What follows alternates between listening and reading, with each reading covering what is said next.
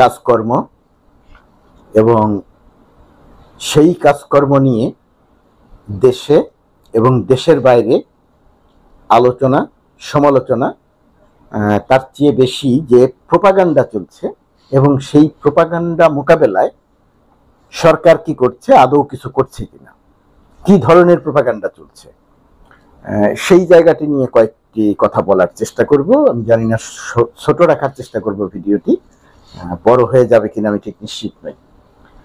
যাই হোক, শুরুটা করি যদি সরকারের কাজকর্মের অবস্থাটা দেখি। দেশের ভেতরে যে আলোচনা তার চেয়ে বেশি সমালোচনা, যে সরকার অ্যাক্টিভলি কাজ করছে না। এই সমালোচনাটা হওয়ার একটা বড় কারণ সরকারের পক্ষ থেকে তারা কি করছে সেই জায়গাটিতে প্রচারণাটা সেইভাবে নয়। না থাকার একটা কারণ হতে পারে এরকম যে সরকারের জায়গা থেকে যদি অনেক কথা বলা হয় যে আমরা এই করেছি সেই করেছি, তাহলে মানুষ বিরক্ত হতে পারে। কাজ করলে তো দেখা যায়, তাহলে এটা এত কিছু বলতে হবে কেন, এরকম একটা চিন্তা হতে পারে। যেমন ধরেন, সরকারের পক্ষ থেকে যে কাজগুলো মানুষকে আরেকটু বড়ভাবে জানানো দরকার ছিল, যদি একটু উদাহরণ দিই। বাংলাদেশ ব্যাংকের আগে যে গভর্নর ছিল রৌফ সাহেব, সাবেক আমলা, রৌফ যখন বাংলাদেশ ব্যাংকের গভর্নর, তখন সে টাকা ছাপিয়ে ফ্যাসিস্ট শেখ হাসিনা সরকারকে দিত, যাতে তারা এই টাকাটা জালিয়াতি করে ব্যাংক থেকে নিয়ে পাচার করতে পারে। কমপক্ষে 60,000 কোটি টাকা সে ছাপিয়ে দিয়েছে শেষ দিকটাতে। আরো বহু রকমের অপকর্মতা আছে। এখন ডক্টর আহসান এইচ মনসুর যখন বাংলাদেশ ব্যাংকের গভর্নরের দায়িত্ব নিয়েছেন, তখন এরকমের ঘটনা একেবারে সম্পূর্ণরূপে বন্ধ হয়ে গেছে, সম্পূর্ণরূপে শতভাগ বন্ধ হয়ে গেছে। বাংলাদেশ ব্যাংককে অন্ধকারে রেখে অথবা বাংলাদেশ ব্যাংকের সহায়তা নিয়ে যে সমস্ত ব্যাংকগুলোতে চুরি এবং জালিয়াতি চলছিল সেগুলো বন্ধ হয়ে গেছে। অর্থ উপদেষ্টা ডক্টর সালেউদ্দিন আহমেদ অত্যন্ত বিচক্ষণ মানুষ। তিনি তার মন্ত্রণালয়, বাংলাদেশ ব্যাংক সব মিলিয়ে অর্থনৈতিক সেক্টরে একটা সুশৃঙ্খলা ফেরানোর একটা চেষ্টা করছেন দৃশ্যমানভাবে। যেমন তার সবচেয়ে বড় কারণ হচ্ছে চুরি জালিয়াতি, শত শত কোটি টাকা, হাজার হাজার কোটি টাকা পাচার তারা বন্ধ করেছে। এখন এই সংবাদটি সাধারণ মানুষের মনে তেমন কোনো প্রভাব ফেলতে পারেনি। মানুষের মনে প্রভাব ফেলেছে কি? মানুষের মনে প্রভাব ফেলেছে জিনিসপত্রের দাম বেড়েছে, সড়কে বিশৃঙ্খলা, এগুলো মানুষের মনে প্রভাব ফেলেছে। এগুলো খুব সাধারণ ফেলবে মানুষের মনে, প্রতিনিয়ত মানুষ যে সমস্যাটায় পড়ে। একটি বিষয় খালি মনে রাখতে হবে, আওয়ামী লীগ সরকার যে প্রক্রিয়ায় ব্যাংকিং খাত ধ্বংস করেছিল, অর্থনীতি ধ্বংস করেছিল, এই সরকার উত্তরাধিকার সূত্রে সেটা পেয়েছে, সেই দায় বহন করছে। ইচ্ছে করলেই এই সরকারের পক্ষে জিনিসপত্রের দাম কমিয়ে ফেলা সম্ভব না, কারণ অর্থনীতি সেটা পারমিট করছে না। এখন পুরনো কথা বেশি বললে মানুষের মনে হবে যে আমরা এখন শেখ হাসিনার কথা শুনতে চাই না, আমরা এখন এই সরকারের কাজ দেখতে চাই। রাস্তায় বা সড়কে কেন এত বিশৃঙ্খলা, এক কলেজ আর এক কলেজের সাথে কেন মারামারি করছে, পুলিশ কেন আগে থেকে বুঝতে পারছে না, ইত্যাদি ইত্যাদি। হ্যাঁ, এখানে সরকারের কিছু ব্যর্থতা আছে। ব্যর্থতাটা এরকম যে যে সমস্ত জায়গাতে সরকারের কঠোর হওয়া দরকার, ডক্টর ইউনূসের মানবিক সরকার সেই সমস্ত জায়গাতে একেবারেই কঠোর হতে পারছে না। আর স্বরাষ্ট্র উপদেষ্টা কতটা বিচক্ষণ মানুষ এই সমস্ত পরিস্থিতি মোকাবেলার জন্য, সেটা নিয়েও খুব বড় রকমের প্রশ্ন আছে। সরকারের উচিত হবে এই জায়গাটি খুব গুরুত্ব দিয়ে দেখা। আর দেশের ভেতরে থেকে যারা অনেক বেশি সমালোচনা করতে পারেন, তার তো অধিকার আছে। এই গণ অভ্যুত্থানের অন্যতম প্রধান অর্জনই তো কথা বলতে পারা, সেটা তারা করতে পারেন। সরকার কিছুই করছে না, তারা বলতে পারেন। সরকার ব্যর্থ হচ্ছে, সেটা তারা বলতে পারেন। বলছে না, সেটা বলো, অব্যাহত থাকুক, এই বলার ধারাটা থাকুক। এর বাইরে, দেশের বাইরে থেকে যারা শেখ হাসিনা সরকারের বিরুদ্ধে অত্যন্ত গুরুত্বপূর্ণ ভূমিকা রেখেছিলেন, তাদের এখন সম্ভবত কোনো প্রতিপক্ষ নেই। তারা শেখ হাসিনাকে প্রতিপক্ষ হিসেবে পাচ্ছেন না, শেখ হাসিনা তো পালিয়ে গেছে। ডক্টর ইউনূসের সরকারকে প্রতিপক্ষ করা একটু কঠিন। অন্তর্বর্তীকালীন সরকার, তারা অনেক কাজ করার চেষ্টা করছে, কিছু পারছে, কিছু পারছে না। কিছু রাজনৈতিক দলগুলো চাইছে, কিছু রাজনৈতিক দলগুলো চাইছে না। সেটা নিয়ে এক ধরনের টানাপোড়েনের মধ্যে আছে। সুতরাং ডক্টর ইউনূসের সরকারকেও তারা প্রতিপক্ষ হিসেবে দাঁড় করাতে পারছে না, কিন্তু তাদের একটা প্রতিপক্ষ দরকার, এবং তারা সেই প্রতিপক্ষ হিসেবে ডেইলি স্টার এবং প্রথম আলোকে বেছে নিয়েছে। অভিযোগ কি? তারা ডেইলি স্টার বা প্রথম আলো ভারতের দালাল, ডেইলি স্টার বা প্রথম আলো জঙ্গিবাদ তৈরি করে, ডেইলি স্টার বা প্রথম আলো ইসলাম বিরোধী। এগুলো সবই মানে বায়বীয় অভিযোগ। এই অভিযোগগুলোর কোনো ভিত্তি নাই, কিন্তু এগুলো দাঁড় করানো হচ্ছে, কিছু সংখ্যক মানুষকে প্রভাবিত করা হচ্ছে। এই প্রভাবিত করে লাভটা কি হচ্ছে?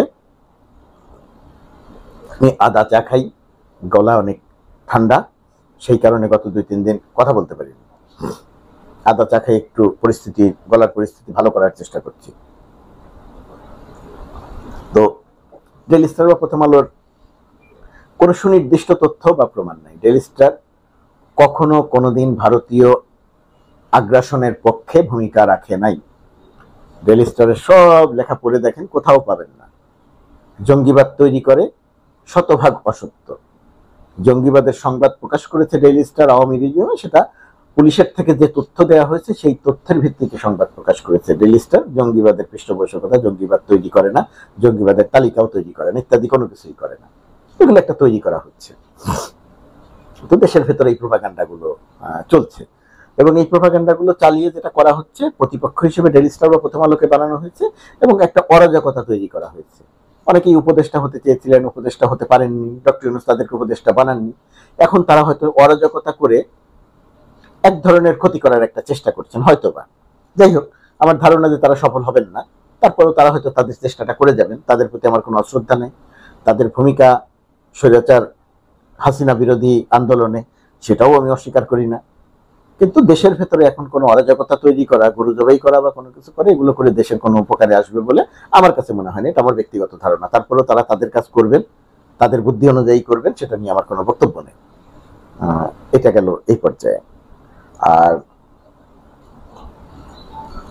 আঞ্চলিক পর্যায়ে যেটা হচ্ছে, আঞ্চলিক পর্যায়ে বিশেষ করে ভারতীয় গণমাধ্যমের একটা বড় অংশ, পশ্চিমবঙ্গের স্যাটেলাইট চ্যানেলগুলো বিশেষ করে একটা ভয়ঙ্কর রকমের প্রোপাগান্ডা চালাচ্ছে যে দেশ তালেবান হয়ে গেছে, ইসলামপন্থীরা দেশের ক্ষমতা দখল করেছে হাসিনাকে বিদায় করে, জামাত ক্ষমতা দখল করেছে, জঙ্গিরা ক্ষমতা দখল করেছে, এই একটা প্রোপাগান্ডা চলেছে। ভারতীয় সাংবাদিক বন্ধুদের কাছে আমার অনুরোধ থাকবে, যদি তাদের কেউ এটা দেখে থাকেন, আপনারা বাংলাদেশে আসেন।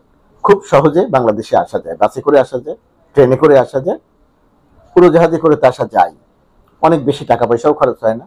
বাংলাদেশে খুব সহজে থাকতে পারবেন, যেখানে যেতে চান আপনারা সেখানে যেতে পারবেন। আমাদের যদি কোনো সহায়তা লাগে, ভিসা পাওয়া থেকে শুরু করে আসা এবং পর্যন্ত, আমরা ব্যক্তিগতভাবে সহায়তা করব। প্রাতিষ্ঠানিকভাবে আমি ব্যক্তিগতভাবে সহায়তা করব, মানে আপনাকে আমি টাকা দিব, পয়সা দিব, সেটা বুঝাচ্ছি না। কোথায় কোথায় যেতে পারেন, কিভাবে যেতে পারেন, নিরাপত্তার অবস্থাটা কি, ইত্যাদি ইত্যাদি জায়গাতে আপনাদেরকে আমরা সহায়তা করবো এই কারণে যে আপনি আপনার মতো করে যাবেন, দেখবেন, জানবেন, সংবাদ প্রকাশ করবেন, প্রোপাগান্ডা ছাড়াবেন না দয়া করে। বাংলাদেশে শেখ হাসিনা পালানোর পরে কিছু ঘটনা ঘটেছে, কিছু মাজার ভাঙা হয়েছে, কিছু আওয়ামী লীগের নেতা কর্মীদের বাড়িতে আক্রমণ হয়েছে, তার মধ্যে হিন্দু সম্প্রদায়ের লোক আছে।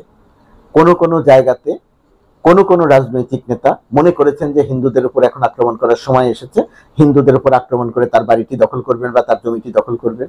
এটা সম্মিলিতভাবে কোথাও হয়নি। কোথাও হয়েছিল, অস্বীকার করার কোনো উপায় নেই, হয়েছিল।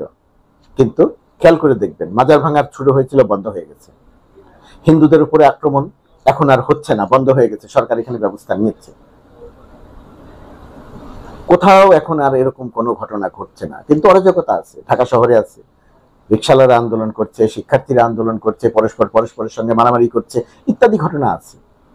কিন্তু আপনারা যদি নির্মোহভাবে বিশ্লেষণ করেন, তাহলে দেখবেন যে পরিমাণ অরাজকতা শেখ হাসিনার পালানোর পরে হবার প্রত্যাশিত ছিল, তার তুলনায় প্রায় কিছুই হয়নি।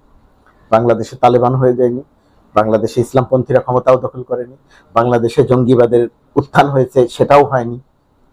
বাংলাদেশে খেয়াল করে দেখবেন, দক্ষিণ এশিয়ার সাব চ্যাম্পিয়ন হয়েছে বাংলাদেশের মেয়েরা। মেয়েরা কারা? এর মধ্যে চাকমা আছে, মারমা আছে, গারো সম্প্রদায়ের মানুষ আছে, মুসলিম আছে, সবাই আছে। এরা হাফ প্যান্ট পরে ফুটবল খেলে চ্যাম্পিয়ন হয়েছে। ভারতীয় বন্ধুরা বিষয়টা মনে রাখবেন, ওই দৃশ্যগুলো দেখবেন। বাংলাদেশে ওই মেয়েদেরকে কিন্তু ফাঁসি দেওয়া হয়নি, জেলও দেওয়া হয়নি, তাদের বিরুদ্ধে কোনো মিছিলও হয়নি। সুতরাং বিষয়গুলো বিবেচনায় রাখবেন যে বাংলাদেশ জঙ্গি হয়ে গেছে আপনারা যেটা বলছেন, দয়া করে প্রোপাগান্ডাটা ছাড়াবেন না। বাংলাদেশে এসে দেখে সত্য সংবাদটা প্রকাশ করেন।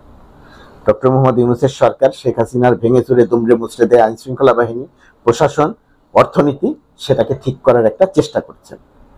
অনেক কিছু পেরেছেন সেটা বলবো না, কিন্তু চেষ্টা করছেন। জিনিসপত্রের দাম কমাতে পারেননি, জিনিসপত্রের দাম আপনাদের ওখানেও কমানো যাচ্ছে না। বহু প্রতিকূলতা আছে, সারা পৃথিবী একটা অস্থির অবস্থার মধ্যে আছে, এটা আপনারা বিবেচনায় রাখবেন। বাংলাদেশের শিক্ষার্থীরা যারা এই আন্দোলনের নেতৃত্ব দিয়েছে, বৈষম্য বিরোধী ছাত্র আন্দোলন, তাদের 3 জন প্রতিনিধি সরকারে আছে, উপদেষ্টা। খেয়াল করে দেখবেন তারা কোনো অরাজকতা করছে না, তারা কোনো প্রতিশোধ নিতে চাইছে না, তারা কারো উপর আক্রমণ করছে না, তারা ন্যায্যতার কথা বলছে, তারা সাম্যতার কথা বলছে, তারা সংস্কারের কথা বলছে, বাংলাদেশটাকে গড়ে তুলতে চেয়েছে। সুতরাং তাদেরকে আপনি জামাতপন্থী, তাদেরকে আপনি জঙ্গি, তাদেরকে আপনি তালেবান কেন বলবেন? মিডিয়া হিসেবে আপনাদের দায়িত্ব আছে, এই দায়িত্বটা দয়া করে পালন করেন। আমার কথা অনুযায়ী করা দরকার নেই, আপনারা এসে দেখে বুঝে শুনে সত্যটা লেখেন। আপনাদের কাছে যদি মনে হয় যে তালেবানরা ক্ষমতা দখল করে, সেটাই লেখেন, কিন্তু জেনে লেখেন, না জেনে লিখবেন না। আপনারা না জেনে প্রোপাগান্ডা চালাচ্ছেন।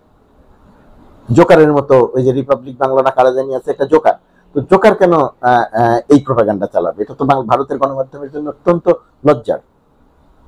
তো এই বিষয়টি একটু বিবেচনায় রাখবেন বলে আশা করি।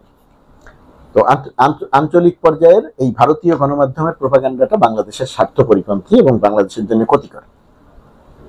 মার্কিন যুক্তরাষ্ট্রে যারা বাংলাদেশ বিরোধী প্রোপাগান্ডা চালাচ্ছেন, তারাও সত্যটা জেনে বুঝে তাদের চালানো দরকার। আর বাংলাদেশ সরকারের দুর্বলতা হচ্ছে আমাদের দূতাবাস, বাংলাদেশের যে বাংলাদেশি আমেরিকান কমিউনিটি যারা আছেন, দলমত নির্বিশেষে, মার্কিন যুক্তরাষ্ট্রের মেইন স্ট্রিমে যারা আছেন, তাদেরকে সক্রিয় করে কাজ করার সময় এসেছে।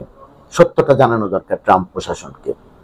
সেটা, সেই জায়গাটাতে হয়তো বাংলাদেশের দুর্বলতা আছে। কিন্তু যারা বাংলাদেশ বিরোধী প্রোপাগান্ডা চালাচ্ছেন, তারা অসত্যের উপরে দাঁড়িয়ে প্রোপাগান্ডা চালাচ্ছে।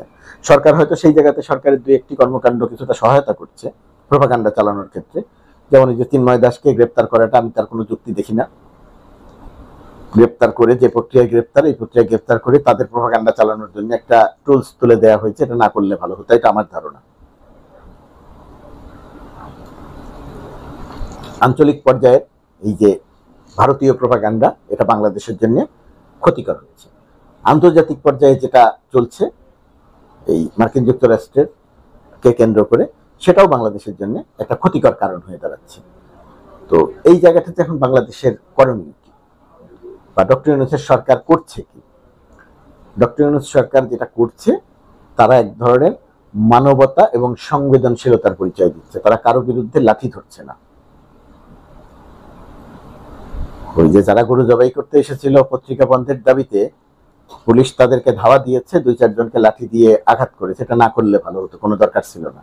তারা গরু জবাই করবে, করতে দেন, রান্না করে খাবে, খেতে দেন, বিক্ষোভ করবে, করতে দেন, এটা তাদের স্বাধীনতা। সুতরাং তাদেরকে লাঠি দিয়ে পেটানোর কোনো দরকার নেই। তো ডক্টর ইউনূসের সরকার তো বহু ক্ষেত্রেই সংবেদনশীলতার পরিচয় দিচ্ছে, লাঠি ধরছে না, মানুষেরকে বোঝানোর চেষ্টা করছে যে আমরা আপনাদের জন্য কাজ করছি, সেটাই করুক। কিন্তু যে জায়গাটাতে ডক্টর ইউনূস সরকারের কঠোর হওয়া দরকার এবং অত্যন্ত যোগ্য উপদেষ্টা দরকার, সেটা হচ্ছে স্বরাষ্ট্র। বর্তমান উপদেষ্টাকে নিয়ে যেহেতু প্রশ্ন আছে, বিষয়টি ডক্টর ইউনূস সরকারকে ভাবা দরকার এবং শৃঙ্খলা ফেরানোর জন্য অবশ্যই কঠোর হওয়া দরকার। কঠোর হওয়া মানে হাসিনার মতো কঠোর না, গুলি করে মানুষ হত্যা করবে, পিটিয়ে মানুষ হত্যা করবে। কঠোর হওয়া দরকার মানে তারা নির্বিঘ্নে একটা জায়গা দখল করে, রাস্তায় দখল করে দাঁড়াতে চাইছেন, রাস্তা বন্ধ করে দিচ্ছেন, এটা করতে না দেয়। সেটা করার জন্য যতটুকু কঠোর হতে হয় ততটুকু কঠোর হওয়া দরকার। সেটা যদি না হয়, তাহলে জনজীবনে এই যে বিশৃঙ্খলা, মানুষ মনে করছে সরকার কাজ করছে না, মানুষ মনে করছে সরকার পারছে না, এটা খুব ভালো ইঙ্গিত দিচ্ছে না সরকার সম্পর্কে। এই জায়গাটিতে সচেতন হওয়া দরকার। প্রোপাগান্ডা মোকাবেলায় একটা সম্মিলিত উদ্যোগ দরকার। আমাদের দেশের বাইরে যে সমস্ত দূতাবাস আছে, তারা, দেশের ভেতরে যারা আছে, তাদেরকে নিয়ে একটা সম্মিলিত উদ্যোগ দরকার। দেশের বাইরে মার্কিন যুক্তরাষ্ট্রের কথা বলি, যে বাংলাদেশি আমেরিকান যারা আছে, তাদেরকে এই কাজে সম্পৃক্ত করা দরকার। বাংলাদেশের বাইরে অনেক বড় সংখ্যক মানুষ আছেন যারা খ্রিস্টান সম্প্রদায়ের, তারা বাংলাদেশের প্রতি অত্যন্ত আনুগত্য পোষণ করেন, বাংলাদেশের মঙ্গল চান, ভালো চান। সেই সম্প্রদায়টিকে কাজে লাগানো দরকার। বাংলাদেশে যে শান্তি শৃঙ্খলার দেশ, বাংলাদেশে যে সংখ্যালঘুরা শুধু নির্যাতিতই হয় না, এটা বোঝানোর জন্য তাদেরকে কাজে লাগানো দরকার। তাদের বড় একটা সংখ্যা মার্কিন যুক্তরাষ্ট্রে থাকে, তারা যারা মার্কিন নাগরিক, বাংলাদেশি আমেরিকান। তাদেরকে কাজে লাগানো দরকার। আমি জানি না, নিশ্চয়ই সরকারের ভেতরে এই সমস্ত পরিকল্পনা থাকবে। প্রোপাগান্ডা মোকাবেলা করে সামনের দিকে এগিয়ে যাওয়া দরকার এবং আইন শৃঙ্খলা পরিস্থিতি কিছুটা হলে উন্নত করতে হবে, শক্ত হতে হবে সরকারকে। জিনিসপত্রের দাম কমানোর একটা উদ্যোগ দৃশ্যমান থাকতে হবে। ভারতীয় প্রোপাগান্ডা মোকাবেলার জন্য কোনো পরিকল্পনা থাকতে হবে, সুনির্দিষ্ট পরিকল্পনা থাকতে হবে। ভারতীয় প্রোপাগান্ডা মোকাবেলার জন্য যেভাবে একেবারে হাল ছেড়ে দিয়ে বসে থাকা হয়েছে, সেটাও হয়তো একটা পথ, গুরুত্ব না দেয়া, কিন্তু এখন এসে মনে হচ্ছে কিছু কিছু ক্ষেত্রে গুরুত্ব দেয়া দরকার। জাতীয় প্রোপাগান্ডা, জাতীয় পর্যায়ের প্রোপাগান্ডা, আঞ্চলিক পর্যায়ের প্রোপাগান্ডা, আন্তর্জাতিক পর্যায়ের প্রোপাগান্ডা, এই সরকারের জন্য বা এই সরকারকে বিপদে ফেলার চেষ্টা করা হচ্ছে, জাতীয়ভাবে, আঞ্চলিকভাবে, আন্তর্জাতিকভাবে। এই সব কয়টা জায়গা নিয়ে আলাদা করে ভেবে এটা কিভাবে মোকাবেলা করা হবে। এটা তার অস্ত্র দিয়ে মোকাবেলা করা হবে না, শেখ হাসিনার মতো লাঠি দিয়েও মোকাবেলা করা হবে না, বুদ্ধিভিত্তিক মোকাবেলা। সত্যটা তুলে ধরতে হবে, কোন প্রক্রিয়ায় তুলে ধরতে হবে, ডক্টর ইউনূসের ব্যক্তিত্বকে কোনভাবে কাজে লাগানো যাবে।